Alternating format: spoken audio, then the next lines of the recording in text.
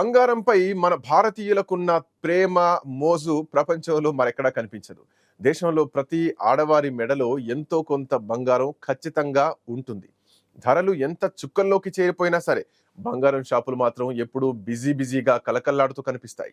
మన దేశంలో బంగారం కొనాలంటే రకరకాల ఛార్జీలు, టాక్స్‌లు కలుపుకొని తడిసి మోపెడుగా ఉంటాయి. దీంతో చాలామంది దుబాయ్ లాంటి గల్ఫ్ దేశాల్లో బంగారం కొని తెచ్చుకోవడానికి ప్రయత్నిస్తూ ఉంటారు.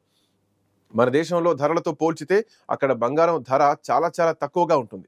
ఉదాహరణకు ఈరోజు ఢిల్లీ, ముంబై, చెన్నైల్లో 10 గ్రాముల 22 క్యారెట్ల లేదంటే 24 క్యారెట్ల బంగారం ధర సుమారు 72,500గా ఉంది. అదే దుబాయ్‌లో ఈ రోజటి ధర 64,500గా ఉంది. అంటే అక్కడి జ్యువెలరీ దుకాణాల్లో యజమానులతో బార్గెయిన్ చేయడం ద్వారా ఈ రేటు మరింత తగ్గే ఛాన్స్ ఉంటుంది. కిలోలో తీసుకునే వారికి టోకున చాలా తక్కువకే బంగారాన్ని అమ్ముతూ ఉంటారు దుబాయ్ వ్యాపారులు.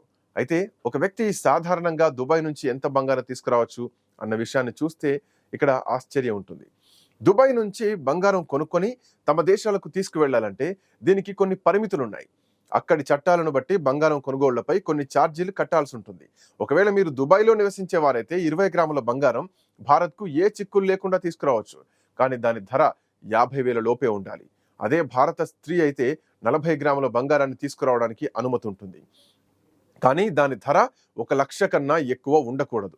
ఒకవేళ అంతకంటే ఎక్కువ కొనుగోలు చేయాలనుకుంటే మాత్రం దానిపై భారత చట్టాల మేరకు కస్టమ్ డ్యూటీని చెల్లించాల్సి ఉంటుంది. దుబాయ్లో ఎంత కాలం నుంచి ఉంటున్నారన్న విషయంపైనే ఎంత బంగారం తీసుకురావచ్చన్నది నిర్ణయం అవుతుంది. అందుకే చాలా మంది అక్కడి నుంచి వచ్చేటప్పుడు ఖచ్చితంగా బంగారు నాణేలు లేదంటే ఆభరణాలని కొనుక్కొని తెస్తూ ఉంటారు. మొన్న హైదరాబాద్ నగరంలో తులం బంగారం రేటు 80,000 దాటింది. మరి 50 నుంచి 60,000కే అక్కడ తులం బంగారం దొరుకుతుందంటే తక్కువ ధరకేనన్నది నిజమే కదా. అందుకే అక్కడి నుంచి బంగారం స్మగ్లింగ్ జోరుగా సాగుతోంది. ఎన్ని రకాలుగా నిరోధించే ప్రయత్నం చేసినా రకరకాలుగా ప్రయత్నించి కిలోల కొద్దీ బంగారం దేశంలోకి నేరుగా విమానాల ద్వారానే వస్తోంది. అయితే దుబాయ్ నుంచి మనం ఎన్ని కిలోల బంగారం తీసుకురావచ్చు అన్న విషయాన్ని చూస్తే లీగల్గా కిలోల కొద్దీ బంగారం తీసుకురావడం అన్నది సాధ్యం కాదు. కానీ అక్కడి వ్యాపారులు మాత్రం ఎన్ని కిలోల బంగారం కావాలన్నా భేషుగ్గా అమ్మేస్తారు. కానీ దాన్ని దేశానికి తీసుకురావడమే ఛాలెంజింగ్గా ఉంటుంది. ఎందుకంటే ఇప్పుడు రకరకాలుగా టెక్నాలజీలు అభివృద్ధి చెందాయి. స్మగ్లింగ్ ముఠాలు ఎన్ని జిమ్మిక్కులు చేసినా గానీ వాటిని అధికారులు పట్టేస్తున్నారు. నిజానికి దుబాయ్లో బంగారం ధరలు ఎందుకు అంత తక్కువగా ఉంటాయి? చమురుకు నెలవైనటువంటి ఎడారి నేలలో బంగారం పండుతోందా? అసలు అక్కడ బంగారం ఎలా వస్తుందన్న విషయాన్ని చూస్తే మిడిల్ ఈస్ట్ ఎడారి నేలలో ఎక్కడా బంగారం దొరికే అవకాశం లేదు. మరి దుబాయ్కి గోల్డ్ ఎక్కడి నుంచి వస్తుంది? నిజానికి గమ్మత్ ఏమిటంటే అసలు పిసరంత బంగారం కూడా ఉత్పత్తి కాని దుబాయ్ని సిటీ ఆఫ్ గోల్డ్ అని కూడా పిలుస్తారు. దుబాయ్ ప్రజలు ఏకంగా కిలోల్లో బంగారం కొంటూ ఉంటారు. ఇక్కడ హోటళ్ల నిర్మాణం నుంచి కార్ల మ్యానుఫ్యాక్చరింగ్ వరకు బంగారాన్ని ఉపయోగిస్తారు. ప్రపంచంలోని బంగారం ఎగుమతుల్లో 29% బంగారం ఇక్కడ నుంచి ఎక్స్పోర్ట్ జరుగుతూ ఉంటుంది. యుఏఈలోని ఒక దేశమైనటువంటి దుబాయ్లో దాదాపు 1000 బంగారం షాపులు ఉన్నాయని అంచనా. ఈ దేశంలో అపారమైన బంగారం వచ్చి చేరింది. దుబాయ్లో ప్రధానంగా ఆయిల్ ప్రొడ్యూసర్గా లక్షల కోట్ల డాలర్ల సంపాదన ఉంటుంది. ఆ డబ్బును వారు బంగారం రూపంలో భద్రపరుచుకున్నారు. పైగా ఇక్కడికి వచ్చే టూరిస్టులు ఇక్కడి బంగారం నాణ్యతను ఇష్టపడుతూ ఉంటారు.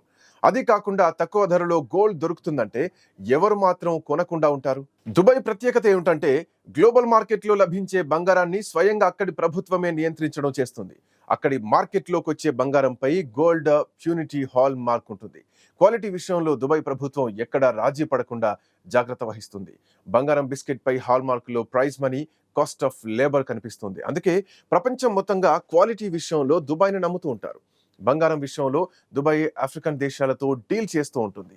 ఆర్థికంగా కష్టాలు ఎదుర్కొంటున్నటువంటి ఆఫ్రికాలో అపారమైనటువంటి బంగారం నిల్వలున్నాయి. గనుల్లో సేకరించే చాలా వరకు బంగారంలో అక్రమ రవాణా అయ్యే బంగారమే ఎక్కువ. ఆఫ్రికాతో పాటు దక్షిణ అమెరికా నుంచి కూడా బంగారం దుబాయ్ వచ్చి చేరుతుంది. నిజానికి యుఏఈ సెంటర్లో ఆఫ్రికా, ఈస్ట్ ఆఫ్రికా వంటి దేశాల నుంచి ఎగుమతి వస్తుంది. ఇంకా ఆశ్చర్యం ఏమిటంటే ఆఫ్రికాలో ఈ బంగారాన్ని గనుల నుంచి వెలికి తీయడానికి చిన్న పిల్లల్ని కూడా వాడుతున్నారు. వాస్తవానికి ఎటువంటి రిజిస్ట్రేషన్ లేకుండా లెక్కల్లోకి చేరని బంగారం అంతా అక్రమంగా దుబాయ్ మేఫియాల చేతుల్లోనే వెళ్ళిపోతుంది. ఆఫ్రికా గనుల్లో సేకరించిన 80% బంగారం దుబాయ్కి చేరుతుందంటే అతిశయోక్తి ఏమాత్రం కాదు. ఈ దేశం బంగారం స్మగ్లింగ్ లో ఎంతవరకు కూరుకుపోయిందంటే మార్కెట్లో లభించే ఆభరణాలు అక్రమంగా ఎగుమతి చేయబడ్డ బంగారంతోనే తయారు చేయబడి ఉంటాయి. దుబాయ్లో గోల్డ్ రిఫైనరీకి సంబంధించి మంచి రిఫైనరీ ఉంటాయి. వీళ్ళ దగ్గర ఉండే వర్కర్స్ కూడా అంతే హై స్కిల్స్ కలిగి ఉంటారు. అది కూడా ఎలాగంటే వీరి దగ్గర క్వాలిటీ లేని బంగారం కూడా ప్యూర్ క్వాలిటీగా తయారవుతుంది. ఇప్పటికీ దుబాయ్లో బంగారం ఎందుకింత చౌకగా ఉందంటే ఇతర దేశాల మాదిరిగా దుబాయ్ బంగారంపై నామమాత్రపు పన్నులు మాత్రమే ఉంటాయి. ఇక్కడ కొనుగోలు చేసే వ్యక్తులు ఆభరణాలకు బంగారం ధరతో పాటు 5% వ్యాట్ పన్ను మాత్రమే చెల్లించాల్సి ఉంటుంది. ఈ ట్యాక్స్ కూడా గతంలో ఉండేది కాదు. నిజానికి దుబాయ్ వ్యాట్ విధించడం కూడా 2010-18లో ప్రారంభించింది. అదే మన దేశంలో అయితే VAT, GST, excise duty, customs డ్యూటీల ద్వారా బంగారం రేటు తడిసి మోపడవుతోంది.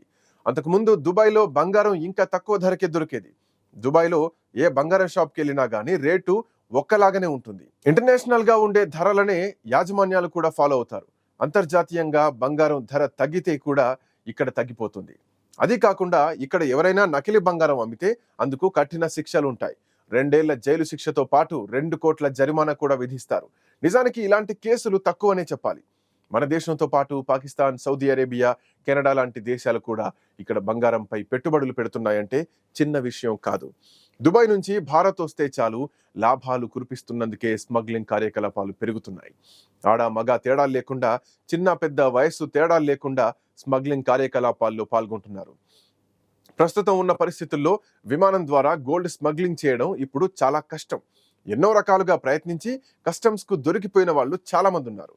ప్యాంట్లు, అండర్వేర్లు, షూ కింద, హెయిర్ లోపల ఇలా రకరకాలుగా బంగారం దాచినప్పటికీ అత్యాధునిక టెక్నాలజీ ఉపయోగించి కస్టమ్స్ అధికారులు ఇట్టే పట్టేస్తున్నారు. మొన్న పట్టుబడ్డ కర్ణాటక హీరోయిన్ రాన్యారావు తన తండ్రి అధికారాన్ని ఉపయోగించుకొని ఇప్పటికే కోట్లలో సంపాదించుకుంది.